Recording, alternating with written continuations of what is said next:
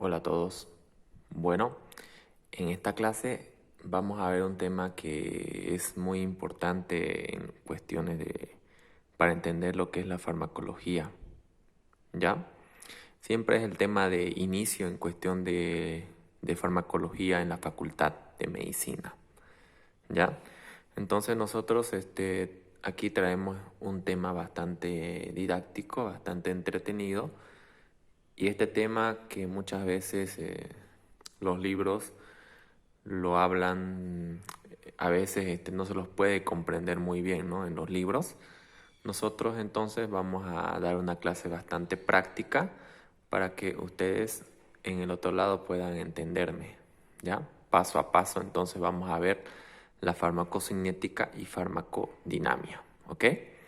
Bien, entonces vamos a comenzar por este lado, el tema de farmacocinética y farmacodinamia. Bien, tenemos entonces que tener en cuenta mucho las vías de administración. Tenemos entonces dos de las vías más importantes, vía oral y la vía intravenosa, ¿no? Son las vías más usadas, son las vías más y también de mucha importancia para lo que es el paso del fármaco hacia el organismo. Entonces, vamos a ver estas dos vías, que son de las más importantes, ¿ok? Bien, entonces tenemos acá la vía oral, la vía oral. Entonces, esta persona va a ingerir un fármaco, una tableta, o un comprimido o una cápsula, que son presentaciones, ¿no? La vía oral tiene características de ser, es una vía, este es lento, ¿ya? Porque vamos a ver que va a demorar un tiempo en llegar, va a demorar varios pasos, ¿ya? Para llegar a la circulación sistémica y poder realizar su mecanismo de acción. Y no así la vía intravenosa, que es una vía más rápida, que evita muchos pasos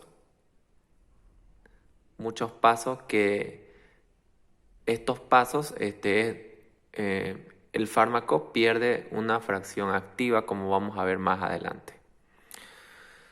Entonces, otra característica de esta vía oral es que es de uso para forma ambulatoria, o sea, no es una vía de urgencias, no es una vía de emergencias, ¿no? Es una vía donde nosotros le decimos al paciente va a tomar tal medicamento, tal fármaco en su domicilio, ¿no? Entonces, no hay un compromiso de la vida cuando usamos esta vía de administración, vía oral, ¿no? La vía oral está más acondicionada para aquellos pacientes en donde no son pacientes críticos y que pueden seguir el tratamiento en su casa. Entonces tenemos también que entender que la biodisponibilidad nunca es el 100%. La biodisponibilidad por vía oral nunca va a ser el 100%. ¿Y qué representa la biodisponibilidad? Vamos a ver más adelante en cuestión de la distribución. Cuando el fármaco llega a la circulación sistémica, aquí vamos a hablar de la biodisponibilidad, ¿ya? Bien. También sufre el efecto de primer paso la vía oral. Y al sufrir el efecto de primer paso, como vamos a ver luego, vamos a ver que este fármaco va a disminuir su fracción activa. Entonces el fármaco, vemos acá completamente, está el 100% de su concentración activa. La concentración activa del fármaco, ¿ya? Es lo que le da esa potencia, ese efecto farmacológico, ¿ya? Entonces esto, en cuestiones de lo que es la vía oral, entonces vamos a ver que la fracción activa del fármaco va a llegar a la circulación sistémica de forma reducida, no va a ser el 100%. Es ahí donde hablamos de biodisponibilidad, ya que vamos a ver luego. Entonces esta persona va a ingiere el fármaco y este fármaco pasa por el conducto esofágico, llega al estómago, ya en el estómago, en la parte del fundus, ya. Vamos por este otro lado entonces, siguiendo la flecha. Entonces aquí tenemos el fármaco ingresó al sistema gastrointestinal. Bien, seguimos por esta flecha. El siguiente paso número 2, la liberación. El fármaco entonces llega a la parte gástrica, a la parte del fondo gástrico. Entonces el fármaco va a sufrir aquí los procesos de la farmacocinética. Entonces, ¿qué entendemos por farmacocinética? Son las modificaciones, los cambios que va a sufrir el fármaco, ¿ya?, durante su recorrido en el organismo. ¿Ya? Eso es la farmacocinética. Y la farmacocinética está representado por liberación, absorción, distribución, metabolismo y excreción, ¿ya? El famoso neumotecno llamado LATME, ¿sí? Ese es el famoso neumotecno para comprender la farmacocinética. Entonces, la liberación, el fármaco llega entonces a la parte gástrica, a la parte del fondo gástrico. En el fondo gástrico hay un medio ácido que es el ácido gástrico, el ácido clorhídrico del estómago, que tiene un pH de 1.2. Entonces este medio ácido lo que hace es a nuestro fármaco producir 3 pasos en lo que es la liberación, que son la desagregación del fármaco, la desintegración y su posterior disolución. Entonces el fármaco se va a desintegrar, se va a desagregar, se va a desintegrar y se va a convertir en pequeños solutos, partículas, para que estos puedan ser absorbidos en el siguiente paso, ¿ya?, que es el que vamos a ver a continuación, que es la absorción. La absorción se da a nivel de la parte del epitelio intestinal. ¿Y cómo es que se absorbe de la parte del lumen intestinal hacia adentro de nuestras vellosidades intestinales para que pase a estos capilares venosos y sean conducidos por la vena porta? ¿Por qué mecanismos pasan el fármaco del lumen intestinal hacia la parte interna de las vellosidades, ¿no? Entonces, el fármaco va a pasar del lumen intestinal hacia la parte interna de las vellosidades para que pase a los capilares venosos por medio de estos tipos de difusión. Difusión simple, difusión facilitada o transporte activo. Cualquiera de esos mecanismos le sirven al fármaco para poder entrar a la parte interna de las vellosidades y poder dirigirse por medio de estos capilares venosos y conectarse a la circulación portal para dirigirse al hígado, que es nuestro siguiente paso. Acá tenemos el fármaco se absorbe en las vellosidades intestinales, ¿no? Se absorbe por estos mecanismos fisiológicos, ¿no?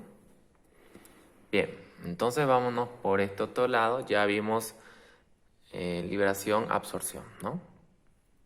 Entonces, aquí tenemos el fármaco absorbido pasa a la circulación portal que la llevará al hígado. Entonces el fármaco va a llegar a la circulación portal, ¿no? Recuerden, ¿no?, que el fármaco se absorbió, ¿no?, a lo que es la parte interna de las vellosidades y entró a estos capilares que se conectan con la circulación portal, que es la que estamos viendo ahora. Bien, entonces el fármaco pasa a la circulación portal, que va a llevar al hígado. Lo va a llevar al hígado. Entonces, en el hígado se va a producir el famoso efecto de primer paso. Cabe recalcar que el efecto de primer paso, en la vía oral sufre el efecto de primer paso, ¿ya? Y no así la vía intravenosa como la que vamos a hablar. Tampoco la vía sublingual no sufre el efecto de primer paso. Son vías directas que llegan de forma directa a la circulación sistémica, ¿no? Bien. Entonces, el efecto de primer paso. Efecto de primer paso, entonces, ¿qué es el efecto de primer paso? ¿En qué consiste? Este efecto de primer paso le quita una parte activa al fármaco. Esto afectará en su biodisponibilidad, que vamos a ver luego qué es la biodisponibilidad. Entonces, el efecto de primer paso, el fármaco llega al hígado y en el hígado, por medio de las enzimas hepáticas, van a inactivar una fracción activa de nuestro fármaco, que no olvidemos que ingresa el 100% de la fracción activa de nuestro fármaco, ¿no? Y en cada paso, como la liberación, como la absorción, se va a ir perdiendo una pequeña parte activa de nuestro fármaco, ¿sí? Entonces, cuando llega a la circulación sistémica no llega al 100%, sino llega reducido. Y eso es lo que vamos a hablar luego de biodisponibilidad. Bien. Entonces el fármaco sufre el efecto de primer paso. Entonces, en este efecto de primer paso, las enzimas hepáticas del hígado le van a quitar una fracción activa a nuestro fármaco. Por tanto, va a estar disminuido la concentración activa de nuestro fármaco cuando salga del hígado. Entonces el fármaco sale del hígado, ¿no? Y se va a dirigir hacia la circulación sistémica, ¿no? Hacia la circulación sistémica. Aquí tenemos la vía intravenosa. La vía intravenosa es una vía directa, ¿ya? ¿Cuáles son las características? Es rápida, de uso en situaciones críticas y tiene una biodisponibilidad del 100%. Ahorita vamos a hablar de la biodisponibilidad. Entonces la vía intravenosa está reservada para aquellas situaciones de urgencia y emergencia, ¿no? En las consultas. Aquellos pacientes que necesitan, ¿no? Rápidamente la acción farmacológica para tener el efecto terapéutico del fármaco, ¿no? Bien. Entonces el fármaco llega a la circulación sistémica, ¿ya? Llega a la circulación sistémica. Entonces aquí, ¿qué tenemos? El fármaco llega a la circulación sistémica y se distribuirá de dos formas.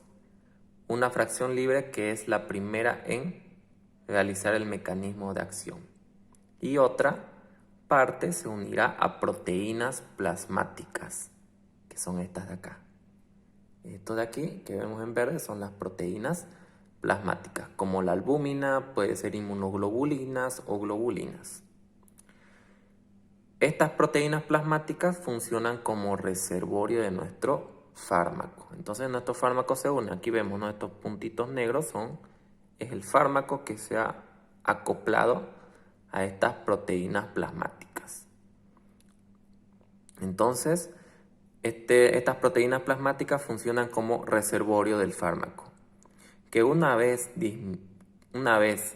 disminuyan los niveles de la fracción libre es esto lo que tenemos aquí, miren, esto de aquí, que está en puntitos rojos, que sigue su trayecto, es la fracción libre, ¿ya?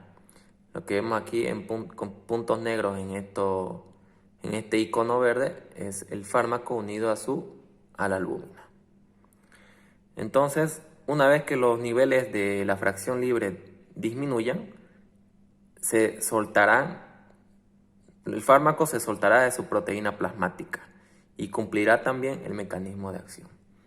Entonces, una vez que la fracción libre, que es la primera porción del fármaco, o sea, el fármaco se va a distribuir de dos formas, ¿no? Una fracción unida a proteínas plasmáticas y otra fracción libre. La fracción libre es la que continúa su recorrido para realizar su mecanismo de acción, o sea, la farmacodinamia. Mientras tanto que la otra fracción unida a proteínas plasmáticas se une a la albúmina, ¿no? Y esta albúmina funciona como un reservorio. La fracción libre es la primera porción del fármaco que nos va a dar el mecanismo de acción, o sea, la farmacodinamia. Una vez que esta fracción libre disminuya, entonces de recién el fármaco se va a soltar de la albúmina y va a realizar el mismo efecto que venía haciendo la fracción libre, ¿no? Un ejemplo claro es un ejemplo, ¿no? El ibuprofeno se administra cada 8 horas, ¿no? Cada 8 horas el ibuprofeno se da. Entonces, en esas 8 horas, tanto la fracción libre como la fracción unida proteínas plasmáticas ya debieron haber hecho su acción antiinflamatoria. En este caso, el ibuprofeno tiene acción antiinflamatoria. Entonces, el fármaco ibuprofeno en el organismo, tanto la fracción libre como la unida proteínas plasmáticas en esas 8 horas ya debió haber realizado su mecanismo de acción, ¿no? Su farmacodinamia. Ese es el mecanismo de acción. La farmacodinamia refleja el mecanismo de acción del fármaco, ¿no? Es el efecto farmacológico. ¿Ya?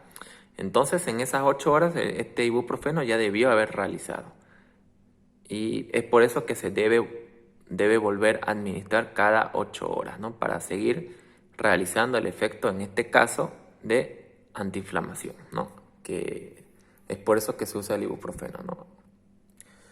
Bien, entonces, acá tenemos, volviendo al esquema, entonces la fracción libre y la fracción unida de proteínas plasmáticas, ¿no? Son ambas porciones del fármaco van a realizar el mecanismo de acción, ¿no? O sea, la farmacodinamia. Bien, entonces, para entender lo que es la farmacodinamia, ya, la farmacodinamia son los efectos farmacológicos que nos dan nuestros fármacos, ¿no? Y la farmacodinamia, aquí vamos a irnos por este otro lado para entenderlo el esquema de allá. La farmacodinamia está representado por una actividad extrínseca y una actividad intrínseca. La actividad extrínseca quiere decir por fuera de la célula. Acá tenemos actividad extrínseca, ocurre a nivel del receptor de membrana. Mientras tanto que la actividad intrínseca ocurre por dentro en la célula, ¿no? En la célula del órgano diana, ¿no? En las células del órgano diana. Entonces, la actividad extrínseca, ¿cuáles son sus constantes, ¿no? ¿Qué es lo que forma la actividad extrínseca? Es el reconocimiento, especificidad, afinidad y selectividad. O sea que el fármaco tiene que tener esas características de reconocer a su receptor, de ser específico, de tener afinidad y ser selectivo. Entonces el fármaco, ¿no?, cumple esos requisitos de actividad extrínseca y activa al receptor, a su receptor, ¿no? Y entonces, una vez que activa su receptor, una vez que se une a su receptor, ya después podemos hablar de la actividad intrínseca, que es parte de la farmacodinamia. La actividad intrínseca engloba estas características: activación de la proteína G, amplificación del mensaje, activación de otras enzimas intracelulares, ¿no? Y esta actividad intrínseca ocurre desde esta parte, ¿no? Desde aquí para abajo, ¿no? Desde la proteína G, activando enzimas intracelulares, amplificando el mensaje y produciendo esto que llamamos una actividad intrínseca, o sea, una modificación celular. Una modificación celular, ¿ya? Esa es la actividad intrínseca. Hay una modificación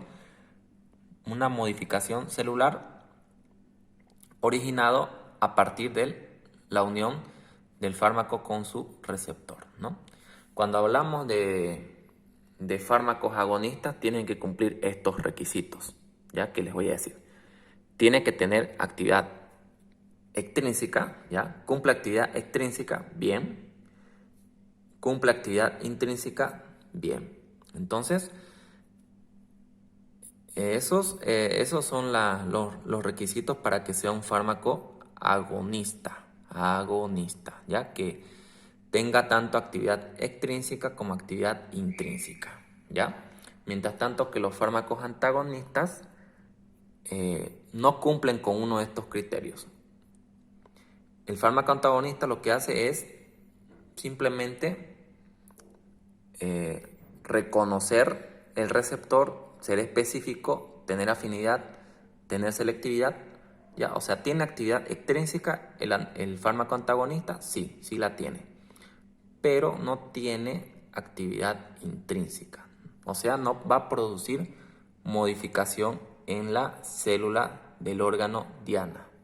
¿Ok? Eso es lo que hace un fármaco antagonista. Entonces, un fármaco agonista tiene actividad extrínseca y tiene actividad intrínseca. Mientras tanto que un fármaco antagonista tiene actividad extrínseca, pero no tiene una actividad intrínseca. Por tanto, no va a haber una modificación celular, ¿no? Una modificación celular en el órgano diana.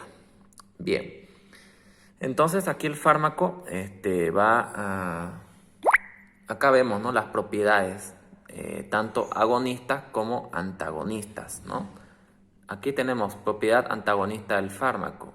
El fármaco antagonista lo que hace entonces es tener actividad extrínseca, o sea, reconoce, es específica a su receptor, tiene afinidad y es selectivo. Entonces, el fármaco antagonista lo que hace es simplemente ocupa el receptor, pero no produce activación de la proteína G, no produce amplificación del mensaje, activación de canales iónicos, y entre otras características, ¿no? Y esto no tiene, entonces, no nos va a llevar a no tiene actividad intrínseca, no hay actividad intrínseca, ¿no? Cuando se trata de un fármaco antagonista, no hay actividad intrínseca. Es la característica de los fármacos antagonistas, solamente tener actividad extrínseca, pero no tienen actividad intrínseca. Mientras tanto que los fármacos agonistas sí cumplen ambos requisitos de la farmacodinámica, o sea, tienen actividad extrínseca y tienen actividad intrínseca, o sea, reconocen, tienen especificidad, tienen afinidad, tienen selectividad con su receptor, lo activan, se unen, lo activan y esto produce una activación de la proteína G que va a producir amplificación del mensaje, activando a otras enzimas intracelulares o canales iónicos dentro de la célula del órgano diana, ¿no? Entonces va a haber una modificación celular y esto no es nada más que la actividad intrínseca. Entonces el fármaco agonista sí va a tener actividad extrínseca y actividad intrínseca. Bien, entonces acá tenemos un dato muy importante. Dependiendo de la farmacodinámica, ¿no?, del fármaco, ¿no? Esto va a depender mucho, ¿no? Los fármacos que tenemos en nuestro medio pueden ser fármacos agonistas, pueden ser fármacos antagonistas, como los beta bloqueadores, ¿no? Pueden ser fármacos agonistas, como los fármacos opioides, ¿no?, que activan a su receptor y producen una respuesta celular, ¿ya? Pueden ser fármacos también que tienen otras características